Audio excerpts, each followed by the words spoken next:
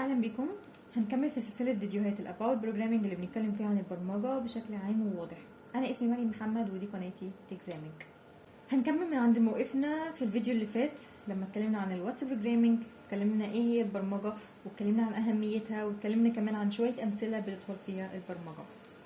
جميل، نبدا بقى.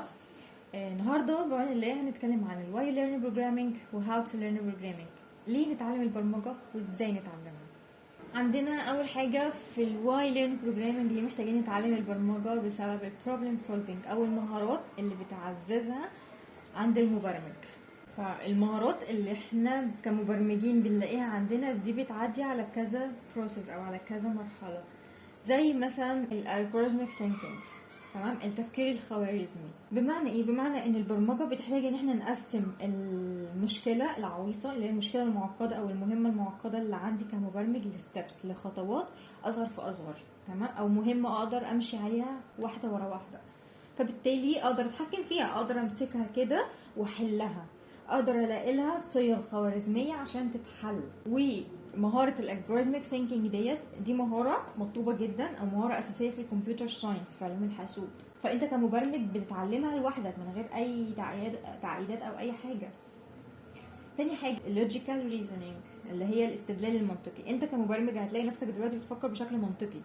ليه؟ عشان تحدد النمط اللي عن طريقه تتوقع المشكله دي جت منين وهتحلها ازاي وهتحلها بأني طريقه، تمام. فانت تقدر تلاقي حلول لاي مشكله بتقابلك. وكمان انت بتقدر تفهم ان اي تشينج او اي تغيير في نقطه معينه او منطقه معينه بتلاقي التغيير دوت اثر عليك في كل المناطق او كل النقط اللي قصادك. تالت حاجه الديباجنج اند ترابل شوتنج، يعني تصحيح الاخطاء واستكشافها. فانا دلوقتي كمبرمج، انا زي ما قلنا ان في تعريف البرمجه ان المبرمج بيدي شويه تعليمات للنظام او للكمبيوتر عشان من خلاله ينفذ المهمه اللي المبرمج عايز يوصل لها او عايز يحققها. فالتعليمات اللي بيديها المبرمج للنظام بتاعه بيبقى فيها اخطاء وبيبقى فيها الحلول بتاعتها. بمعنى ايه؟ بمعنى انا اديته تعليمات انه ينفذ مثلا تطبيق بالشكل ده، بس خد بالك يا نظام، خد بالك يا سيستم، انت لو قابلتك مشكله بالشكل ده نفذ الحل اللي هنا، ولو قابلتك مشكله تانية بالطريقه دي نفذ الحل اللي هنا، وهكذا. فانا في الديباجنج اند ترابل شوتنج انا ما بديش تعليمات بس، انا بدي كمان مشاكل وحلولها. رابع حاجه الكرييتيف بروبلم سولفينج، الحل الابداعي للمشكلات. بمعنى ايه؟ ان البرمجه بتشجع المبرمج انه يلاقي حلول مبتكره وجديده للمشكلات اللي بتقابله. يعني انا دلوقتي بعمل كود وقابلتني مشكله، فدخلت على جوجل عملت سيرش عن المشكله دي، لقيت ناس تانية حلتها، فماشي حلو جميل، انا لقيت في مشاكل فقلت اجرب المشاكل بتاعتهم، جربت المشاكل لقيت الحل ما نفعش، المشكله ما اتحلتش للاسف. فخلاص يعني الدنيا تتهد، لا انا محتاجه ادور على حل للمشكله بتاعتي. فمعنى ان انا حطيت في دماغي ان انا ادور على حل للمشكله لانها مشكله مهمه هتبوظ لي التطبيق بتاعي، فلازم الاقي لها حل. فده خلاني ان انا بقيت اعرف ابتكر حلول جديده لمشاكل بتقابلني. وممكن تكون جربت حل بس نفع نص نص، فانت بتبتكره يعني بتجدد عليه. وفي اغلب الوقت خد بالك انت بتواجه مشكلات جديده، مشكلات ما قابلتش مبرمجين قبل كده، فانت برضو محتاج تلاقي لها حل، فبتخلق حلول جديده. وحتى لو في حلول نفعت معاك، نفعت نص نص، بس انت بتزود عليها، طب ده انا لو عملت كذا كذا ده الحل هينفع وبشكل افضل واكتر. فانت كده بقيت كرييتيف، انت كده بقيت بتخلق حلول جديده، بت بت بتهندل حلول قبل كده معموله، بتعمل حلول تناسبك انت بشكل شخصي او بتناسب برنامجك انت بشكل شخصي. بعد كده حاجه اسمها الايتريتيف بروسيس، عمليه تكراريه. انت هتلاقي نفسك دلوقتي في وسط لوب من حل مشكله، من انك تلاقي مشاكل وتفضل تدور على حلول وتلاقي مشاكل وتفضل تدور على حلول. ده هيخليك تتعلم الحلول او هيخليك تعرف المشاكل الشائعه او المتكرره معاك. فبالتالي هيخليك ترجع لموضوع الديباجنج اند ترابل شوتنج. انت لما تيجي تعمل الكود بتاعك انت بتدخل الكود وبتدخل معاه كمان مشاكل ممكن تحصل وبتدخل معاه الحلول بتاعتها. فبالتالي دوت هيخلي الكود بتاعك اسهل واسرع، وكمان الدقه بتاعته متناهيه، تمام، وهيكون موثوق. لا انت التطبيق بتاعك ده هيكون نادرا لما تلاقي فيه مشاكل. ليه؟ لان انت ضفت كل المشاكل اللي ممكن تحصل في التطبيق وعملت لها ترابل شوتنج، عملت لها حلول. انت يا سيدي انت يا نظام، لو قابلتك المشكله كذا اعمل كذا، لو قابلتك المشكله كذا اعمل كذا، لو قابلتك المشكله كذا اعمل كذا، وكل المشاكل دي انت قابلتها قبل كده كذا مره ودورت لها على حلول كذا مره. فبالتالي دوت هيخلي الكود بتاعك احسن، وهيخليك دايما في عمليه مستمره ان انت تدور على حلول لمشاكل لما تقابلك مشاكل تدور لها على حلول، وهتظهر مشاكل تانية وتدور لها على حلول، وهكذا. انت في لوب مستمرة. بعد كده الاتنشن تو ديتيل، تمام، اللي هو انك تنتبه للتفاصيل. ماشي. المبرمجة محتاجة ان انت تهتم بالتفاصيل، التفاصيل بتاعة الكود بتاعك. ليه؟ لان التعليمات اللي انت بتدخلها للنظام عشان ينفذ المهمة اللي انت محتاجها، وعشان انت محتاج ان المهمة تطلع لك على اكمل وجه، او تطلع زي ما انت عايزها بالظبط من غير اي ايرورز او باجز او اخطاء او مشاكل او خلافه. فانت لازم تخلي التعليمات دي داخله مظبوط معايا. فانت محتاج تراجع التعليمات دي كل شوية عشان لو لقيت مشاكل تحلها. فلازم تنتبه للتفاصيل. بعد كده الادابتابيلتي اند ليرنينج، ان انت تبقى عندك مقدرة انك تتكيف وتتعلم. بمعنى ان معروف ليا وليك وللناس كلها وعلى نطاق واسع ان التكنولوجيا ولغات البرمجة او البروجرامينج بشكل عام في تطور مستمر. يا سيدي البرمجة او التكنولوجيا بتتطور كل ساعة عن التانية. فانت مش لازم خلاص انت اتعلمت لغة بمفهوم معين او باساسيات معينة فخلاص شكرا افضل عليها مدى الحياة. ده مش صح، ما ينفعش. انت كل يوم في حاجة جديدة بتظهر في اللغة اللي انت متعلمها، كل يوم في حاجة جديدة بتظهر في الفريم ورك اللي انت شغال بيها. فانت هتلاقي نفسك مره ورا انت هتلاقي نفسك لوحدك بتتطور. انت عايز تتعلم حاجات جديده، عايز تتعلم تولز بتسهل عليك الشغل بتاعك، عايز تتعلم بلوجنز بتسهل الكود بتاعك. يعني بدل ما تقعد تكتب البلوجن تقعد تكتب فيها او تقعد تكتب مثلا في جزء من الكود 3-4 ساعات، انت هتلاقي بلوجن تعملها لك في ثانيه معايا.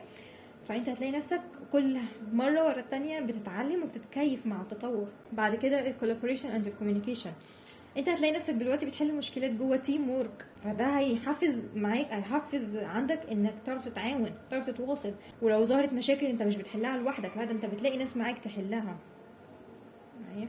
ففي النهايه في المجمل كده البرمجه مش هتزود عندك مهارات تقنيه بس، مش هتزود عندك ان انت خلاص اتعلمت لغه برمجيه يا سيدي ده انت بقيت واو وانت متعلم برمجه وخلافه. لا، ده بيزود عندك كمان، بيعزز عندك مهارات حياتيه. انت مش مهارات هتحتاجها في البرمجه بس، مش مهارات هتحتاجها في مجال التعليم اللي انت بتتعلمه وبس، لا دي المهارات دي انت هتحتاجها في حياتك اليوميه، تمام، في المشكلات المعقده اللي بتقابلك في الحياه الشخصيه بتاعتك.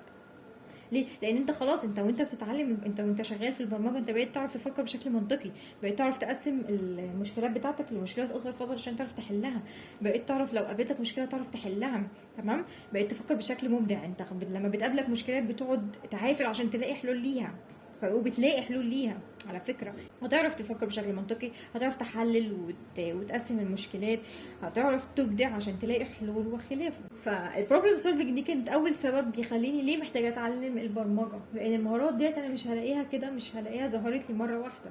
لا، المهارات دي انت مش محتاج تاخد لها كورس عشان تتعلمها، انت هتلاقي نفسك بتتعلمها وانت شغال في البرمجه معايا.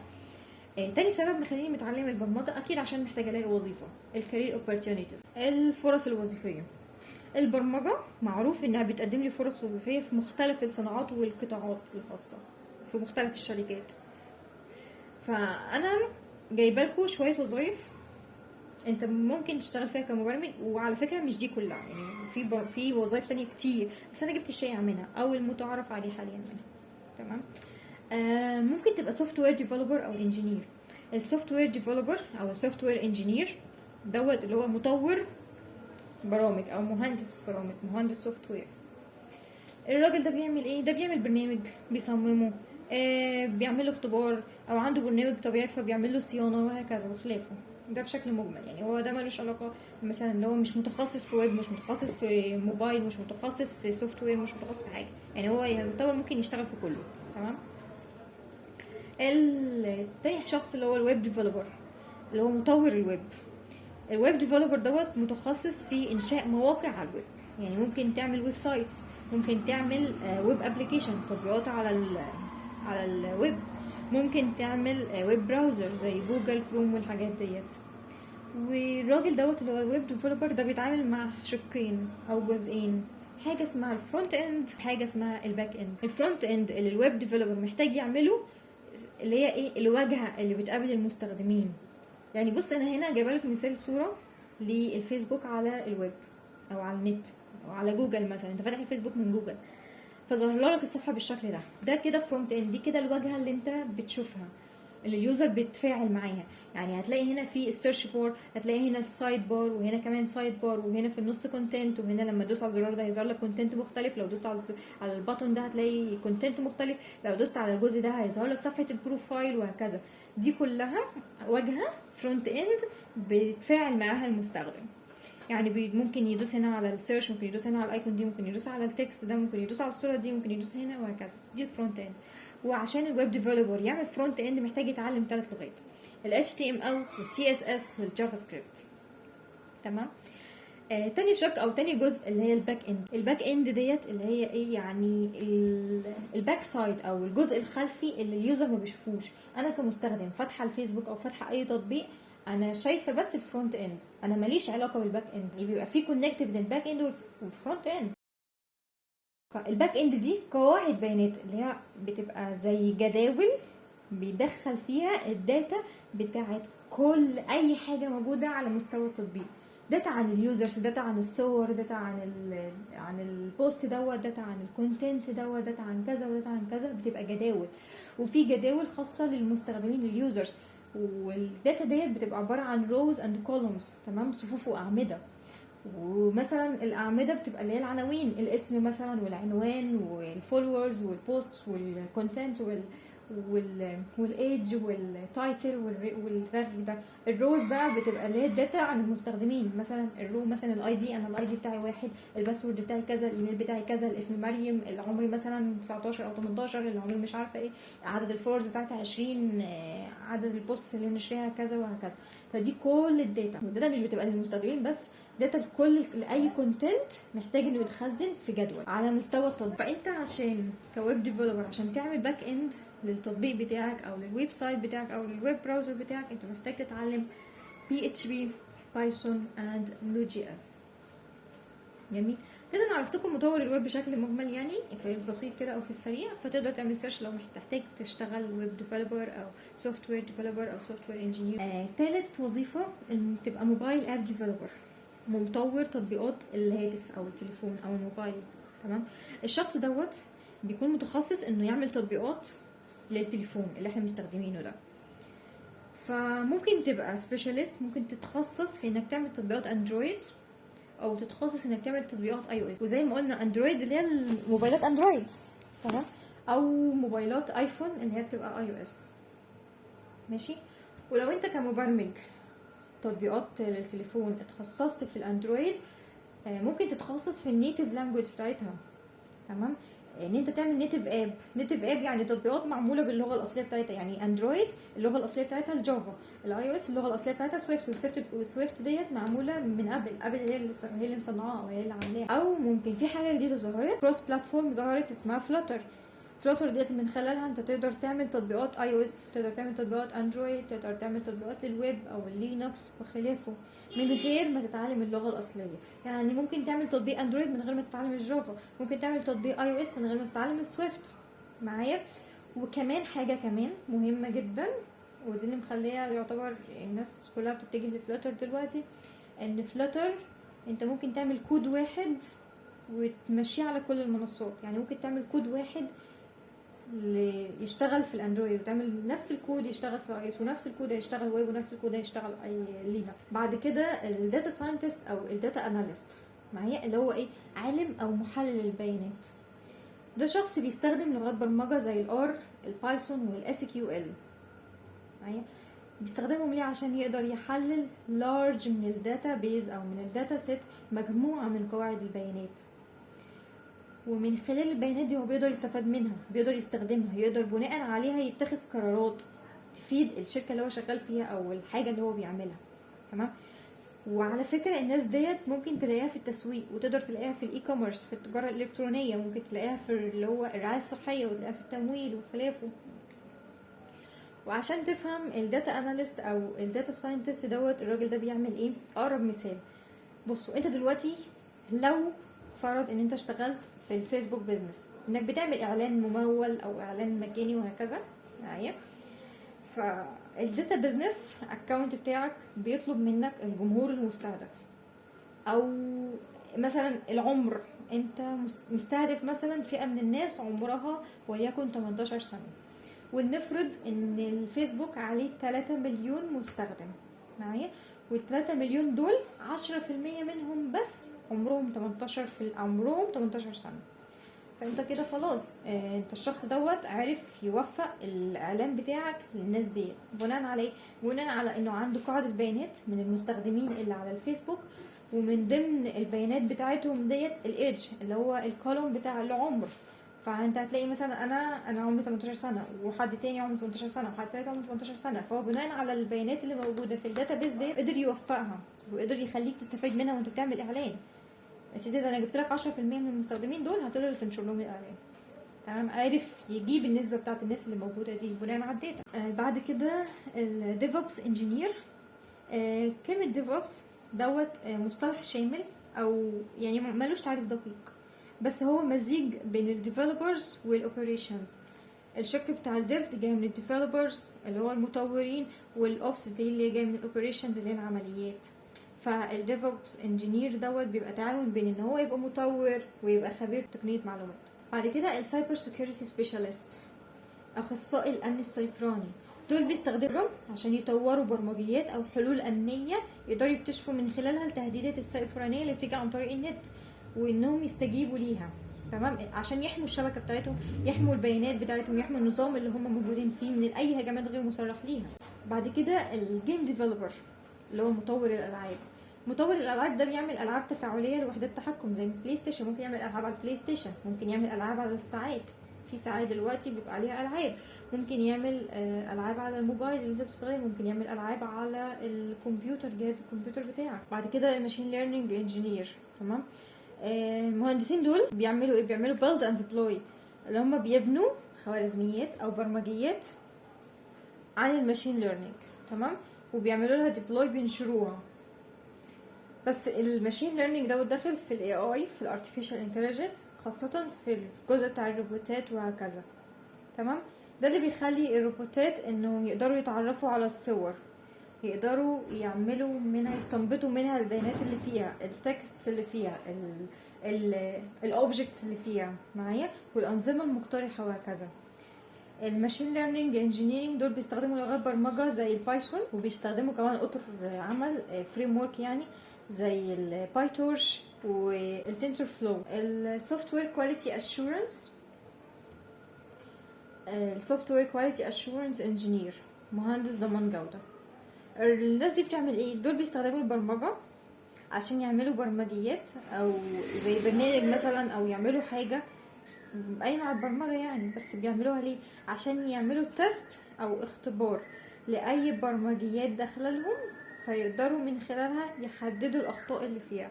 فده هيضمن جوده الشغل اللي داخل والموثوقيه بتاعتهم كمان. زي ايه مثلا؟ زي انا كمريم عملت تطبيق، تمام، وخلاص محتاجه ارفعه بقى عشان الناس تستخدمه وبتاع، فدخلت على جوجل بلاي ستور ورفعت التطبيق بتاعي. هتلاقي ظهر لك ان التطبيق بتاعك قيد المراجعه. ليه قيد المراجعه؟ لان هما بيشوفوا التطبيق بتاعك اولا موافق للشروط بتاعتهم، للسياسات بتاعتهم، التطبيق فيه مشاكل.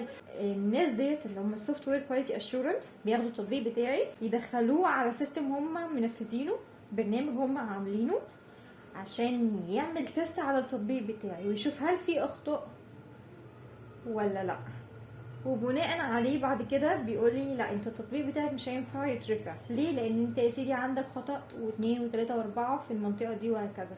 فانا هاخد البوينتس اللي هم حدولي عليها ديت، وهراجع على التطبيق بتاعي واحل المشاكل دي، وهرجع ارفعه تاني. خلاص مش هيلاقي مشاكل، فخلاص يترفع ويتنشر للجمهور والناس تقدر تستخدم التطبيق. فده بيزود الجوده بتاعه التطبيق بتاعي، وبيخليني اثق في وجهه نظر البلاي ستور ان هو بيعرف يحدد الاخطاء وبيعرف يجيبها لي، وانا بناء عليها هعرف احل المشاكل ديت. انا ما خدتش بالي من المشاكل دي قبل كده، فخلاص لا انا لقيتهم حددولي بوينتس على المشاكل دي، فخلاص هحلها. تالت سبب يخليني محتاجة اني اتعلم البرمجة اللي هو الاوتوميشن. الاوتوميشن الترجمة بتاعتها بالعربي حرفيا كده اسمها اتماتتون، بمعنى ان هي بتخلي اي حاجة اوتوماتيك. تمام، بمعنى ان الحاجة بقت اوتوماتيك، فدي وفرت عليا وعليك كيوزر بعد كده ان هي بتقلل التايم، بتسيف التايم، يعني بتوفر الوقت وكمان بتقلل الاخطاء، لان زي ما قلت البشر خطائين بطبعهم، فطبيعي يغلطوا حتى لو بيعملوا الحاجه اكتر من مره، عملوها كذا مره وعندهم خبره في الموضوع ده، طبيعي هيظهر اخطاء. فده بيقلل الاخطاء، بيقلل التكلفه الكوست وهكذا. ف اختصارا للموضوع كله، اختصارا لاول جزء من الفيديو اللي هو الواي تو ليرن بروجرامينج، ليه محتاجين نتعلم البرمجه. اول حاجه عشان المهارات اللي انا هكتسبها من تعلم البرمجه، تاني حاجه عشان اكيد انا محتاجه وظيفه اخش فيها، وعشان كده بدات اتعلم البرمجه. تمام.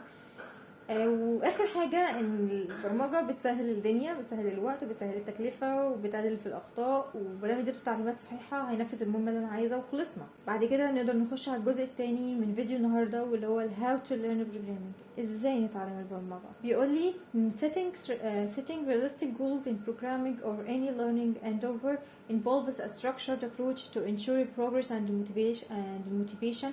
Here are some steps to set realistic goals. اختصارا للرغي ده كله بشكل مجمل، يعني بيقول لي ايه؟ ان اي حاجه انا محتاجه اتعلمها، ومش شرط تكون البرمجه بشكل خاص، يعني اي حاجه انا عايزه ابدا نتعلمها لازم اكون حاطه لنفسي هدف واضح، هدف او حافز يخليني اقدر اكمل، يخليني ما اقدرش ان هو اكسل بكره، انا خلاص بدات النهارده فاكسل بكره، لا، يخليني ابدا النهارده وابدا بكره وابدا بعده وابدا بعده وهكذا. ويقول لي ان دول كده ستيبس ممكن نمشي عليها عشان نعمل لنفسنا هدف او ننفذ الهدف دوت، او يخلينا نقدر نكمل. فدولت يعتبروا نصايح بعيدا عن انها خطوات تقدر تمشي عليها معايا.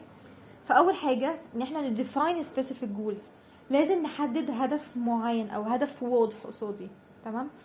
زي مثلا انا حاطه نفسي هدف، انا عايزه اعمل برنامج بنفسي، يبقى برنامج اللي مطوره مريم محمد معايا، ده هدف كبير. انا دلوقتي لسه بادئه افهم يعني ايه برمجه. تمام. فانا دلوقتي عندي هدف واضح، هدف نهائي، ان انا اعمل برنامج لوحدي، برنامج مريم محمد اللي مطوراه. فانا محتاجه احط لنفسي هدف. تاني حاجه نبريك داون الجولز انتو مايلستونز، يعني ان انت تقسم الاهداف بتاعتك. احنا قلنا ان البرمجه بتعلمنا ازاي نقسم المشكلات. انا عندي مشكله معقده، فانا محتاجه اقسمها لخطوات او مهمات ابسط فابسط فاقدر احلها. انا بالنسبه لي المشكله دي معقده، الهدف اللي انا حاطاه ده معقد، انا عندي هدف ان انا اعمل تطبيق لوحدي. هتعملي تطبيق لوحدك ازاي وانت اصلا لسه ما تعرفيش يعني برمجه؟ انت لسه بادئه على قبل اول الطريق حتى معايا. فده بالنسبه لي هدف معقد، هدف كبير قوي. فعشان ابسط الدنيا على نفسي انا محتاجه احط اهداف اصغر توصلني للهدف النهائي اللي انا حاطاه ده. زي ايه مثلا؟ زي انا الشهر دوت هتعلم لغه برمجه، والشهر اللي بعده انا هتعلم مثلا حاجه عن فلاتر، هتعلم عن فلاتر واتعلم الاساسيات بتاعتها، وبعد كده اخش في الادفانسد وهكذا، لغايه لما اوصل في الاخر ان انا اعمل برنامج لوحدي معايا. فانا اول شهر انا هقسم، خلاص انا اول شهر احنا قلنا ايه؟ هتعلم لغه برمجه معايا. فانا اول شهر ده هقسمه الاسابيع، انا اول اسبوع هتعلم مثلا جزء معين من لغه البرمجه دي، والاسبوع اللي بعده هتعلم جزء معين، والاسبوع اللي بعده وهكذا لغايه لما الشهر يخلص. فانتوا شايفين اللي اتقسمت ازاي؟ انا عندي هدف واضح ان انا اعمل برنامج، وعشان الهدف دوت انا قسمت الهدف دوت لاهداف في شهور. انا شهر هعمل كذا، وشهر هعمل كذا، وشهر هعمل كذا. والشهر الاول انا قسمته الاسابيع، والاسبوع الاول انا قسمته الايام. فدي معناه ان انت بتبريك داون الجولز. تمام. تقسمها لحاجات ابسط تقدر انت على قد ما قدرتك تقدر تمشي عليها. فاحنا خلاص حطينا هدف واضح قصاد عينينا، بعد كده قسمنا الهدف دوت لاهداف ابسط على قد ما قدرت اقدر امشي عليها. بعد كده set measurable criteria، ان انا احط لنفسي معيار، اعمل لنفسي to do list. تمام. هعمل لنفسي to do list خلال الاسبوع ده. انا خلال الاسبوع ده هتعلم الاساسيات، هتعلم مثلا عن الكلاسز، وهتعلم كمان عن لغه البرمجه في الجزء معين، وهتعلم كمان عن الاساسيات في النقطه ديت، وهتعلم كمان كذا، وهنزل كمان البرنامج دوت، وابدا اعمل ورا الراجل اللي شغال في الكورس وهكذا. انا خلال الاسبوع ده انا عامله to do list. تمام. فانا هبدا احط لنفسي معيار، انا اول يوم انا نفذت الخطوه دي، فانا خلاص انا الحمد لله انا خلصت من النقطه دي، انا هخش على النقطه اللي بعدها. فانا حاطه لنفسي حافز، انا خلاص انا خلصت حاجات، ما خلصتش حاجات وهكذا. يعني المعيار ده بيوضح لك مدى الانجاز اللي انت حققته، فاضل لك قد ايه على ما توصل للهدف بتاعك اللي هو الصغير البسيط بتاعنا، اللي هو اللي في خلال الاسبوع. وخلصت الاهداف بتاعت خلال الاسبوع، انت هتبدا تبص على معيار اللي هو انت خلصت قد ايه في خلال الشهر. وبعد كده تحط لنفسك معيار انت خلصت قد ايه من الهدف الرئيسي بتاعك. بعد كده نكونسيدر تايم كونسترينتس، ان انت تاخد بالك من حدود الوقت بتاعتك، ان انت لازم تحدد وقت، لازم تحط لنفسك تايم، لازم تحدد انت هتدي وقت قد ايه من يومك، هتدي وقت قد ايه من يومك عشان تنفذ الهدف بتاعك دوت. لانه مش طبيعي خالص ان انت خلاص اتحمست النهارده وشفت الفيديو دوت او شفت اي فيديو تاني وبدات قعدت من 7 ل8 ساعات قاعد بتتفرج على كورسات وبتعمل سيرش وبتفهم هنا وبتفهم هنا وبتفهم هنا، وخلاص ان اليوم خلص، جاي تاني يوم انت كسلت، ما انت شفت كل حاجه او شفت كميه كبيره او كم كبير من المعلومات امبارح، فهتيجي النهارده هتنفذ حاجه مش هتنفذ حاجه، هتكسل. ده مش طبيعي، انت لازم تقسم الوقت، لازم تعمل النهارده حاجه وتعمل بكره حاجه وتعمل بعده حاجه عشان ما تقعش في النص. بعد كده account for challenges and setbacks، بمعنى ان انت تتوقع اي تاخير او اي تاجيلات هتحصل من ناحيتك، سواء كانت بشكل مقصود او غير مقصود. بمعنى ايه؟ بمعنى يا سيدي ولنفرض مثلا ان انت دلوقتي في تو دو ليست عندك النهارده هتعمل مهمتين. اول مهمه ان انت هتعمل كود، هتنفذ كود بسيط مثلا سيمبل كده على قدك، هتنفذ كود، وبعد ما تعمل الكود ده انت هتتفرج على الكورس الفلاني معايا. طيب انت وانت بتعمل الكود ده المفروض بعد ساعه هتتفرج على الكورس. طب انت وانت بتعمل الكود ده قابلك ايرور، قابلتك مشكله انت مش عارف تحلها، فهتروح فين؟ هتروح على جوجل تدور، تعمل سيرش، تشوف الناس حلت المشكله دي ازاي. تمام؟ انت دخلت على اول ويب سايت ما لقيتش حل، دخلت على تاني ويب سايت ما لقيتش حل، دخلت على ثالث ويب سايت لقيت حل والحمد لله، رجعت تاني عند الكود بتاعك عشان تعرف تنفذ الحل ده، لقيت الحل ما نفعش. فهتفضل كده طول الوقت انت بتدور على حلول المشكله لغايه لما تلاقي حل، والساعه عدت وانت كان المفروض تتفرج على كورس من نص ساعه كده، بس الساعه عدت دلوقتي، فانت كده انت ضيعت الوقت. انت كان المفروض تتفرج على الكورس بعد ساعه، انت الوقت بتاعك ضاع وما عرفتش تتفرج على الكورس، وكل ده انت مشغول في انك تلاقي حل للكود بتاعك. تمام؟ فدي حاجه بسيطه ان يظهر اي عقبات قصادك تخليك تاجل التو دو ليست بتاعك. تمام؟ انه ضروري ان انت تلاقي حل للايرور بتاعك عشان تعرف تكمل، تعرف تمشي على الخطوه اللي بعد كده معايا. وزي ما قلت دي خطأ مش مقصود، وعلى فكره هو هيحصل، ماشي، هو ممكن يحصل وهيحصل. تمام؟ او ممكن لا قدر الله يحصل حاجه، تمام، مرض مثلا او اي ظرف طارئ او كده اجركم الله، فدي برضو حاجه هتخليك تتاخر عن التو دو ليست اللي انت محددها. فهو بس كل اللي احنا طالبينه منك او كل المطلوب منك ان انت ما تحطش نفسك في ضغط، في ستريس، عشان لازم تمشي على الجدول، لازم تمشي على التو دو ليست، لازم انا قلت بدل هعمله النهارده فلازم اعمله النهارده. طب انت حصل لك ظرف، خلاص انت تحط ضغط على دماغك والدنيا خلاص خربت وكده، فلا ما ينفعش. خليك كده فليكسبل، خليك شخص مرن، انه عادي، خليك تتقبل انه هيحصل اي حاجه. وعشان كده لازم ما تاجلش اي شغل النهارده لبكره، انت دلوقتي لقيت نفسك فاضي فاعمل اللي عليك النهارده. تمام؟ وما تضغطش على نفسك خالص. وانت اجلت مثلا الكورس بتاع النهارده اللي كنت هتتفرج عليه بسبب انك كنت بتدور على حل للمشكله ديت، خلاص اجله لبكره، ما فيهاش مشكله يعني، ما فيهاش تعقيدات يعني. جه بكره انت مش فاضي، خلاص سيدي اجله لبعد بكره معايا.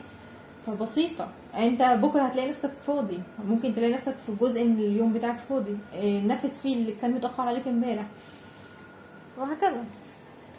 حتى الخطوه اللي بعدها بيقول لك ايه؟ stay flexible and adjust goals، يعني خليك شخص مرن كده، خليك شخص بتعرف تعدل في الجدول بتاعك، بتعرف تعدل في الاهداف بتاعتك، فتعرف تكمل الاهداف الرئيسيه بتاعتك.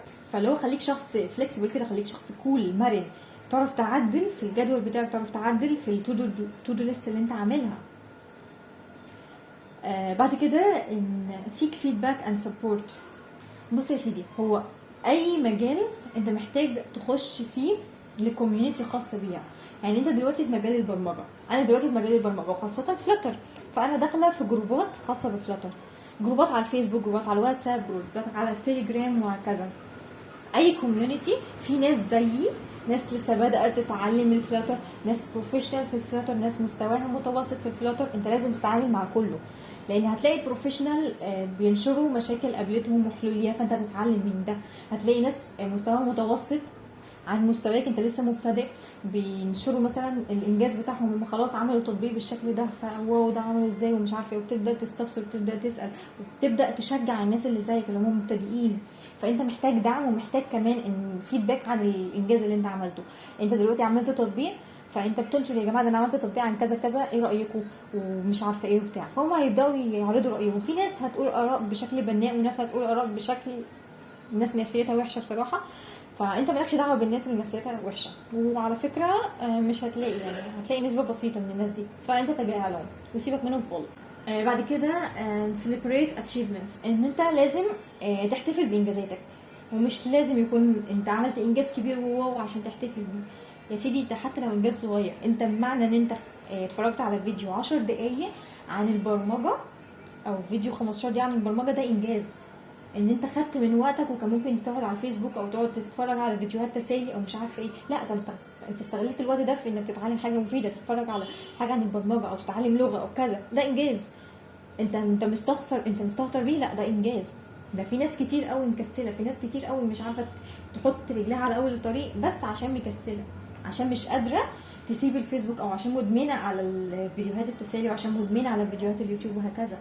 فانت اللي انت عملته ده يا سيدي انجاز، انت محتاج تحتفل. ومعنى ان انت تحتفل بالانجازات بتاعتك دوت هيرفع من روحك المعنويه، هيبدا يشجعك ان انت تكمل، وده المطلوب. يعني احنا محتاجينك تكمل، مش محتاجينك تشتغل يومين وتقف وستوب وخلاص وشكرا، لا. بعد كده reflect and learn، تمام؟ اللي هو انت محتاج ترجع بخطوه لورا، محتاج تتأنى كده، محتاج تفكر في نفسك، محتاج تفكر في اللي انت عملته، محتاج تفكر في الانجازات اللي انت عملتها، محتاج تفكر في التعديلات والتحسينات اللي انت عايز تعملها على نفسك، او عايز تعملها على الحاجات اللي انت بتعملها.